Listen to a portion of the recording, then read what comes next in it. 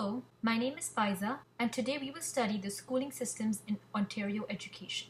There are four different schooling systems in Ontario: publicly funded, private or independent, First Nation operated schools, and homeschooling. For the purpose of this assignment, we will unpack the structure of the first two systems.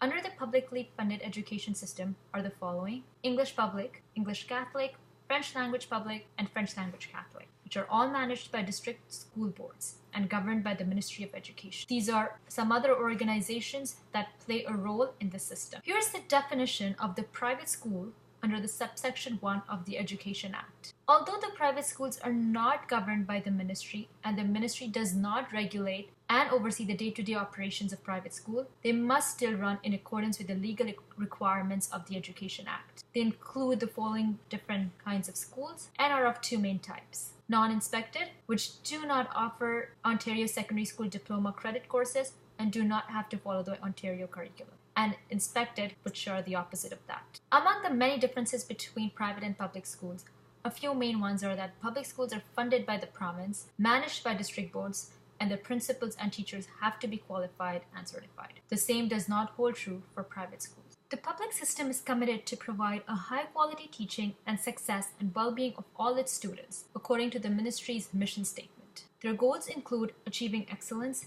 ensuring equity, promoting well-being, and enhancing public confidence. Schools in the private system work independently from each other and therefore do not share a common goal or mission. Each school may have a different vision that may focus on religion, culture, language, or specific approaches to teaching. With regards to the policies, all school boards within Ontario are governed by the ministry and have to comply with the following legislation: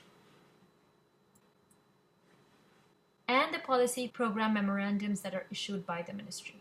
Although the private schools work independently of the ministry, they still have to operate within a framework of legislation and policies that are outlined by the ministry. Section 16 of the Education Act pertains to the legislation that governs the private sector. In addition, private schools are restricted by the ministry in the way they advertise their program licensing and registration, and non-inspected schools are prohibited to use the OSSD course titles and codes. However, some additional documents and policies apply only to the inspected private schools which offer OSSD credit courses. Bill C-13 is the Accepting School Act, which the ministry introduced in 2012 to address the issues of bullying, discrimination, and harassment. It applies to all public school boards. However, it does not apply to private schools as they're not considered schools or school boards within the definition found in the Act. The government introduced PPM 119 in 2013 to develop and implement equity and inclusive education policies in Ontario schools, which apply to the public schools. As for the private schools, according to the Private School Policy and Procedures Manual issued by the ministry, there are only certain PPMs that inspected private schools are required to comply with, which are listed on slide 13 and do not include PPM 119. For the support of special education, the ministry has developed the following policies and documents, and the school boards are required to provide the programs and services to students with special needs that are in accordance with these documents. These programs are funded by the ministry through these grants. However, even with these policies in place, due to a shortage of funds, bigger class size, growing demand of spec ed, lack of resources and teacher training, and long wait times for identification,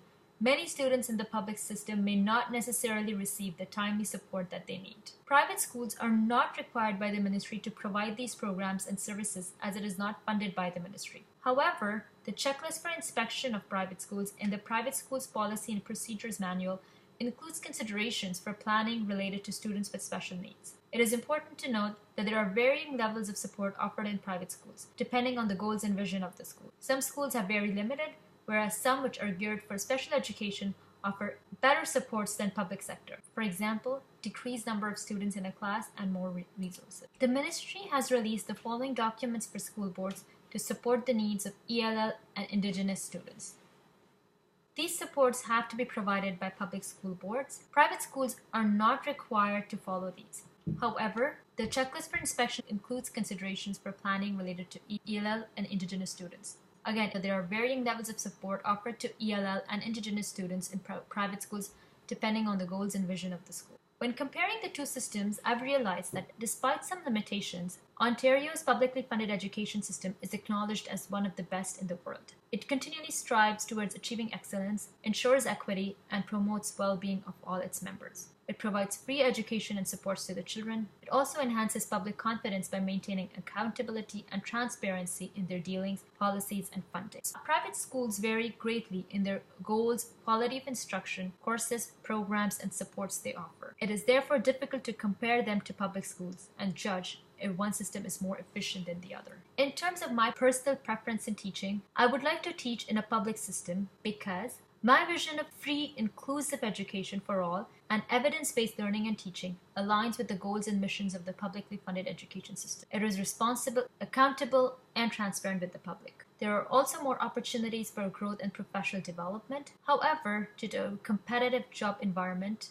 I would not mind teaching in a private school, preferably in one which aligns with my vision and provides professional development opportunities. Here is a list of my references. Thank you for listening.